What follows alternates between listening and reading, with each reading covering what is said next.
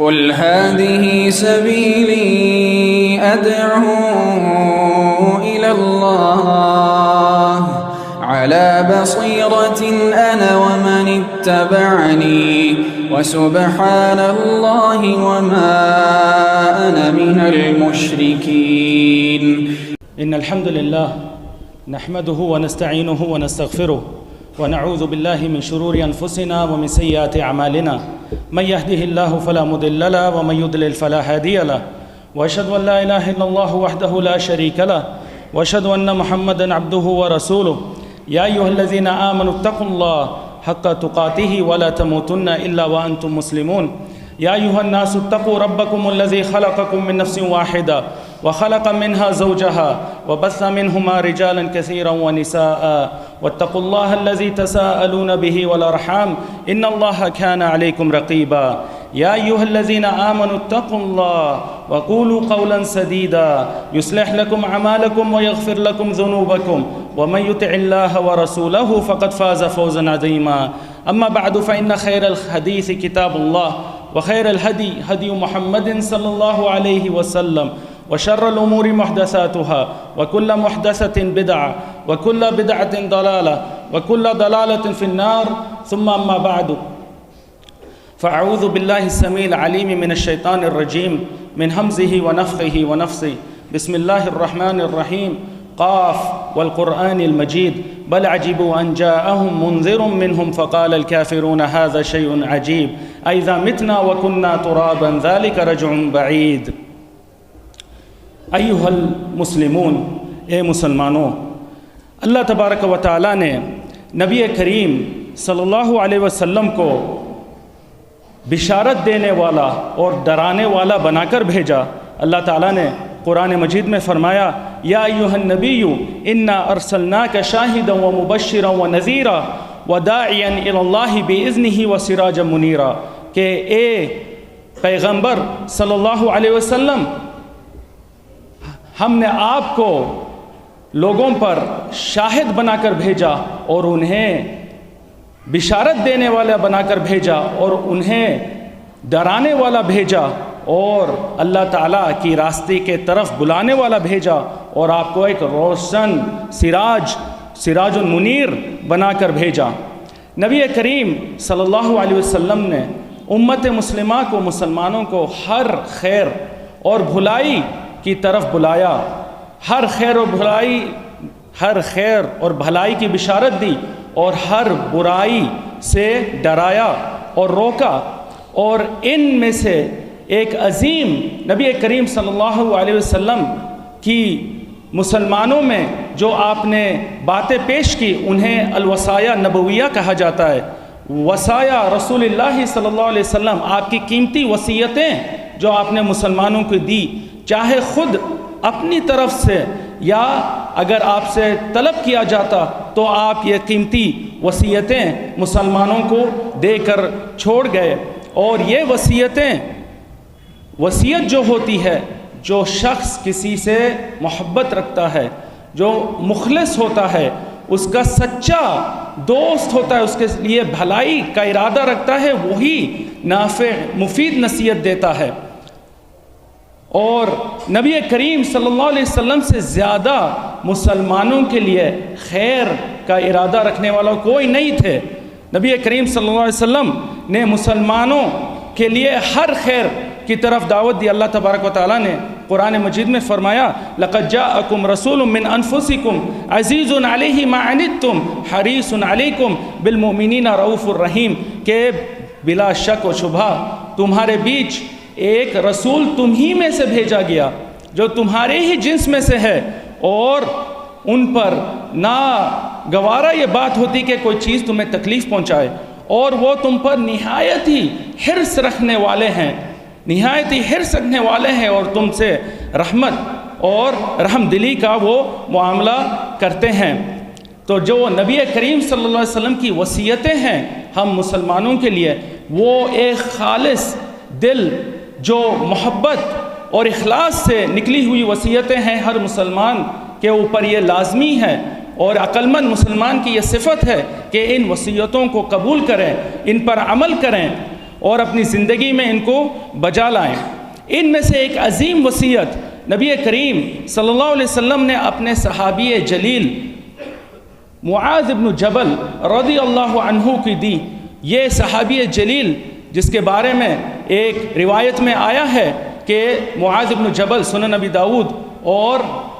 سنن ابن ماجہ کی روایت ہے، وہ فرماتے ہیں کہ اخذ بیدی رسول اللہ صلی اللہ علیہ وسلم وقال واللہ یا معاذ انی احبک، کہ ایک دن نبی کریم صلی اللہ علیہ وسلم میرا ہاتھ تھام لیے اور آپ نے کہا کہ اللہ کی قسم اے معاذ بن جبل رضی اللہ عنہ، میں تم سے محبت کرتا ہوں۔ نبی کریم صلی اللہ علیہ وسلم نے اس صحابی جلیل، آپ کے محبوب یہ صحابی کو یہ قیمتی وصیتیں دی، اور یہ وصیتیں ان کے لیے اور تمام مسلمانوں کے لیے ہے قیامت کے دن تک۔ اللہ تبارک نبی کریم صلی اللہ علیہ وسلم نے آپ کو جب یمن کا والی اور حاکم اور اپنا گورنر بنا کر بھیجا 9 سن ہجری میں غزوہ تبوک کے بعد، اپنی وفات سے صرف 1.5 سال پہلے صلی اللہ علیہ وسلم آپ نے انہیں یہ آخری وصیت دی۔ اس کے بعد معاذ بن جبل کبھی نبی کریم صلی اللہ علیہ وسلم سے ملاقات بھی نہیں کی ہے۔ آپ جب مدینہ لوٹے تو نبی کریم صلی اللہ علیہ وسلم کی وفات ہو چکی تھی، تو یہ آخری وصیت نبی کریم صلی اللہ علیہ وسلم کی معاذ بن جبل کو، وہ امام ابن حبان اور امام الحاکم نے صحیح اسناد کے ساتھ روایت کی۔ عبداللہ بن عمرو بن العاص رضی اللہ عنہما فرماتے ہیں کہ ان معاذ بن جبل اراد سفرا فقال یا نبی اللہ اوصنی، کہ جب معاذ یہ سفر پر نکل پڑے یمن کا تو انہوں نے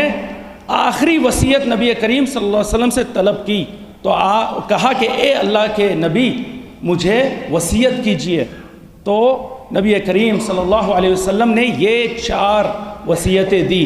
قال اعبد اللہ لا تشرک به شیئا،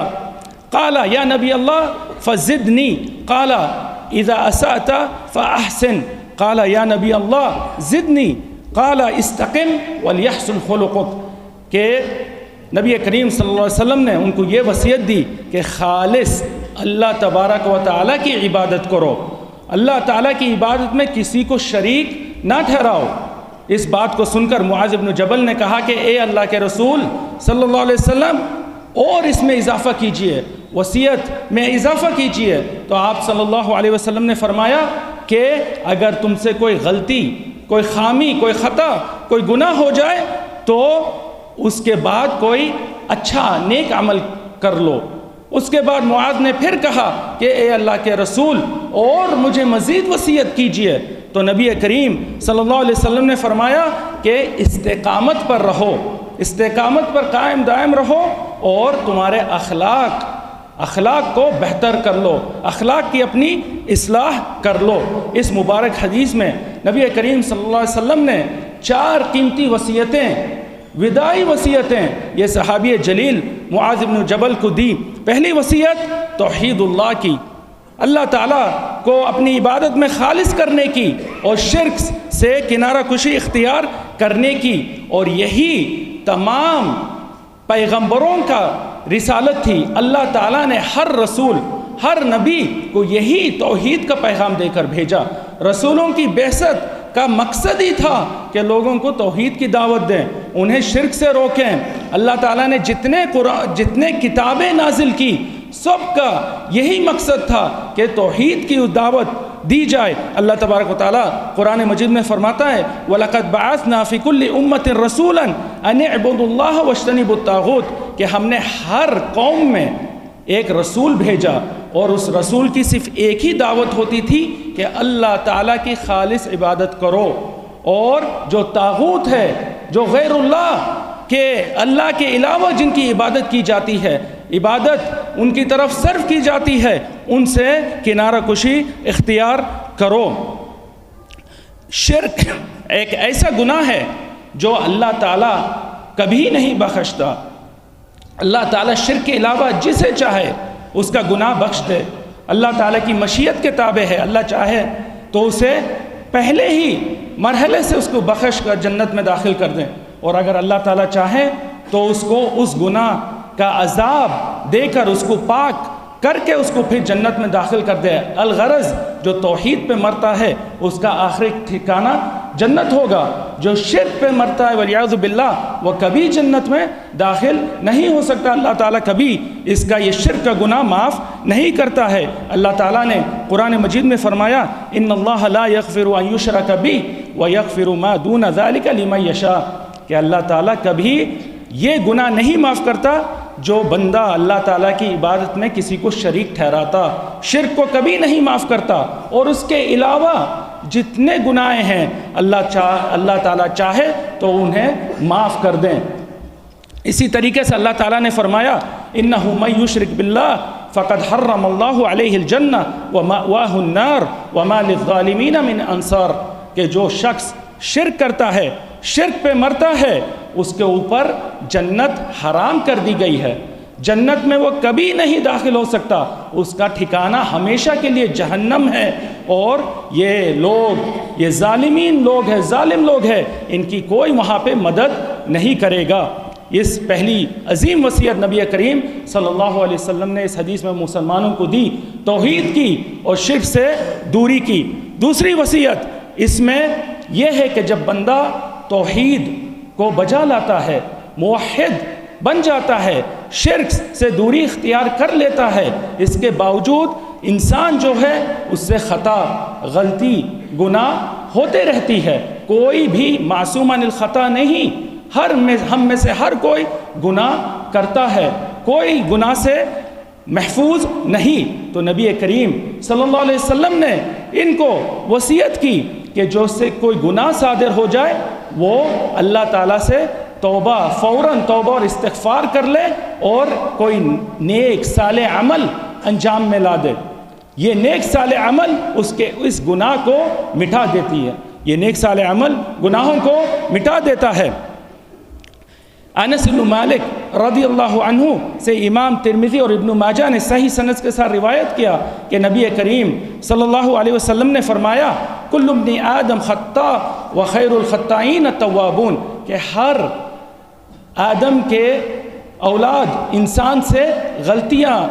گناہیں، خطا ہوتی ہے، اور ان میں سے بہترین وہ ہے جو اپنی ان غلطیوں، گناہوں سے توبہ استغفار کرتے ہیں، توبہ اور استغفار کرتے ہیں۔ اللہ تبارک و تعالیٰ نے قرآن مجید میں فرمایا ان الحسنات یذہبن السیئات، کہ حسنات جو ہے، اچھے اعمال، اعمال صالحہ جو ہے وہ برے اعمال، گناہوں کو پاک صاف کر دیتے ہیں، گناہوں کو مٹا دیتے ہیں، اور اچھے اعمالوں میں سب سے بہترین ترین عمل میں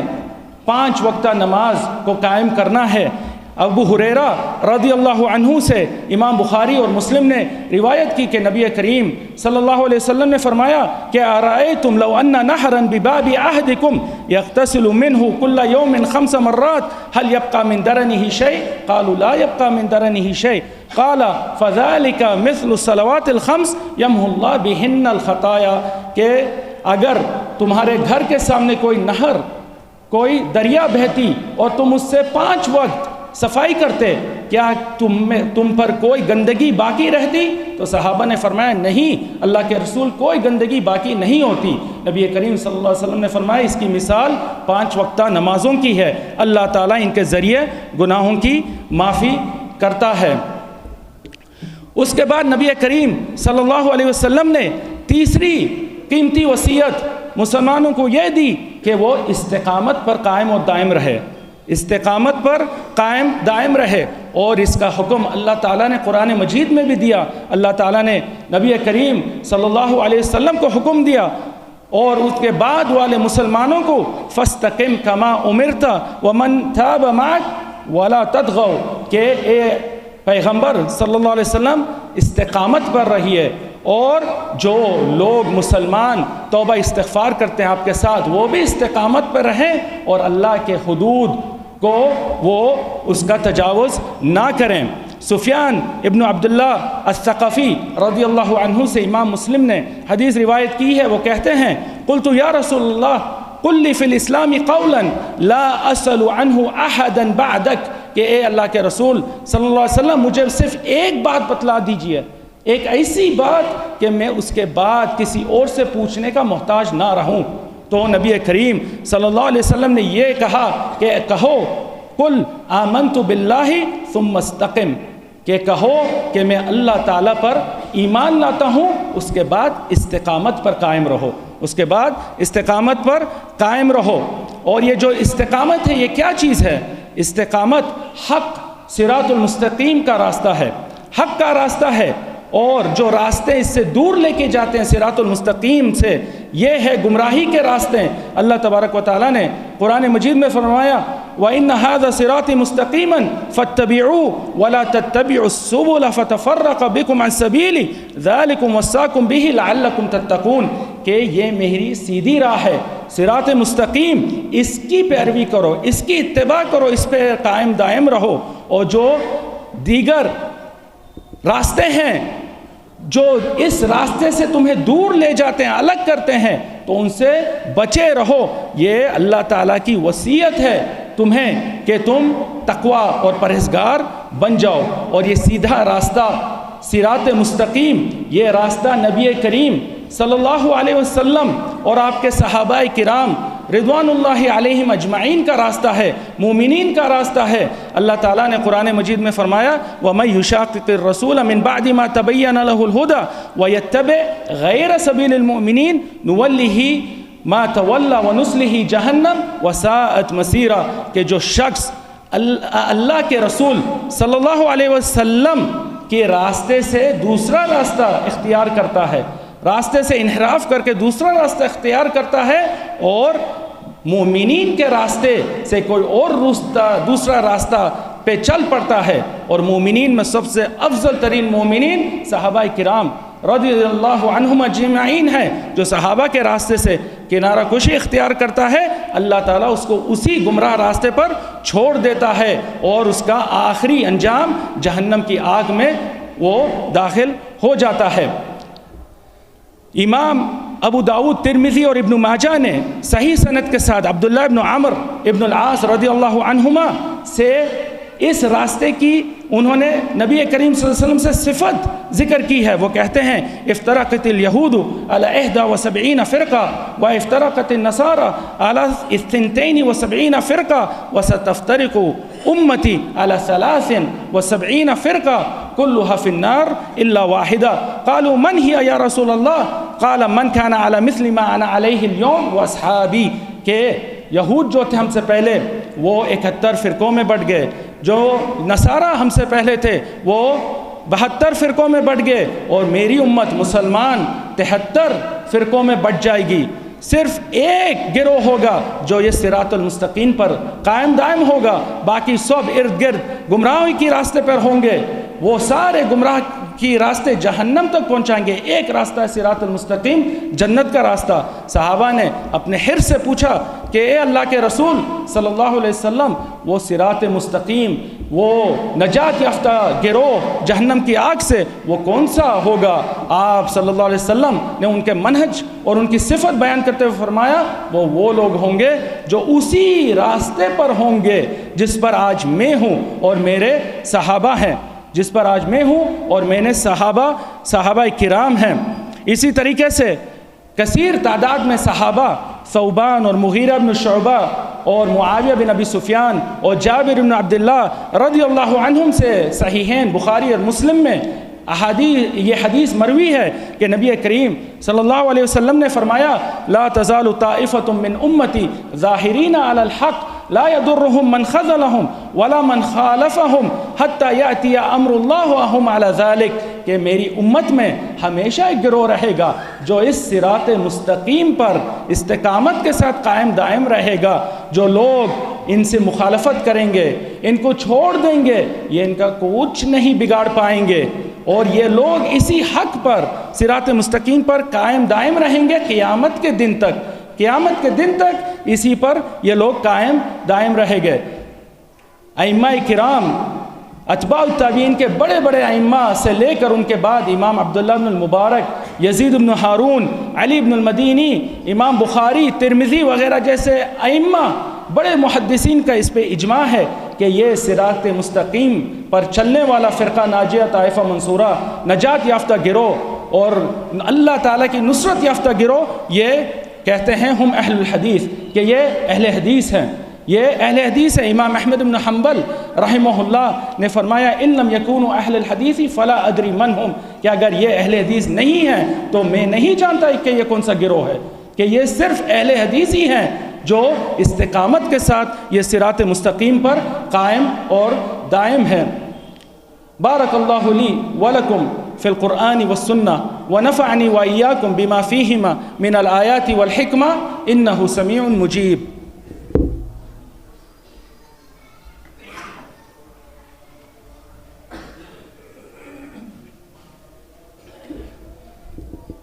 الحمد للہ رب العالمین والصلاة والسلام على اشرف الانبیاء والمرسلین نبینا محمد وعلى آلہ وصحبہ اجمعین، اما بعد۔ ایہا المؤمنون، اے مسلمانوں،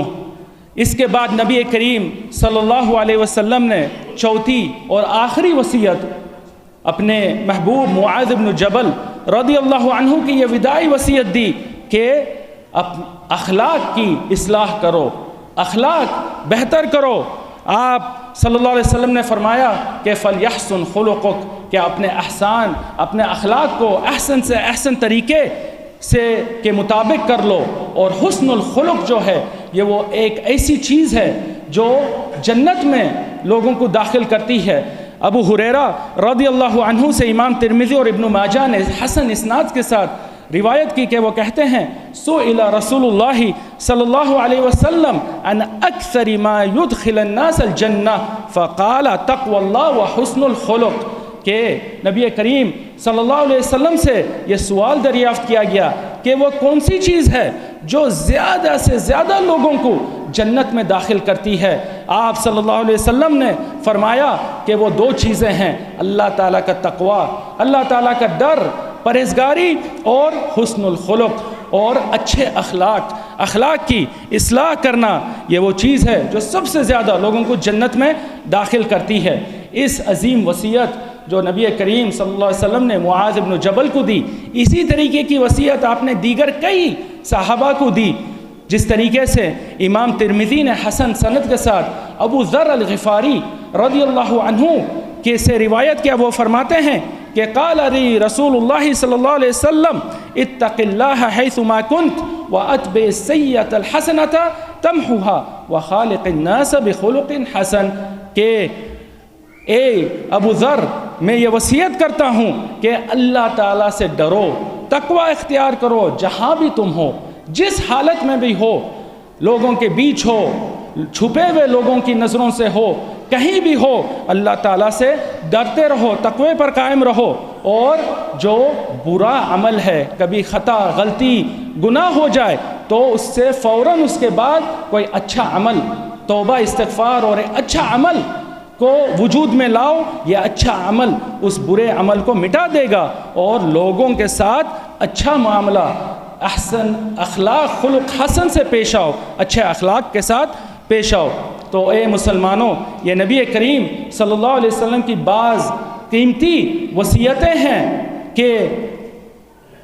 توحید پر قائم دائم رہو، شرک کے ہر قسم اور نوع سے کنارہ کشی اختیار کر لو،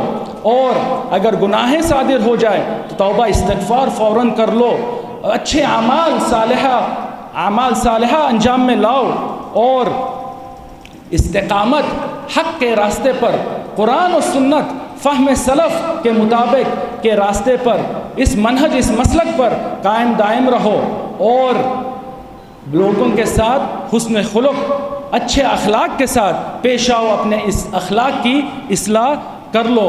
اور یہ وہ وصیت ہے جو نبی کریم صلی اللہ علیہ وسلم نے ہمیں دی، اور ہمارا یہ حق ہے کہ ہم دوسروں کو دیں،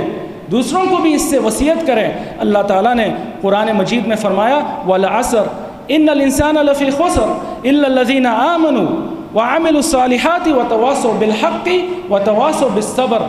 کہ اللہ تعالیٰ عصر، وقت کا قسم کھاتے ہوئے کہتا ہے، اللہ تعالیٰ خالق ہے، جس سے چاہے اپنی مخلوقات سے اس سے قسم کھا لے، مخلوق کے لیے جائز نہیں الا کہ وہ خالق کی قسم کھائے اللہ تعالیٰ کی، مگر اللہ تعالیٰ جس اپنی مخلوقات سے چاہے وہ قسم کھائے۔ اللہ تعالیٰ کہتا ہے کہ وقت کی قسم، ہر انسان خسارے میں ہے،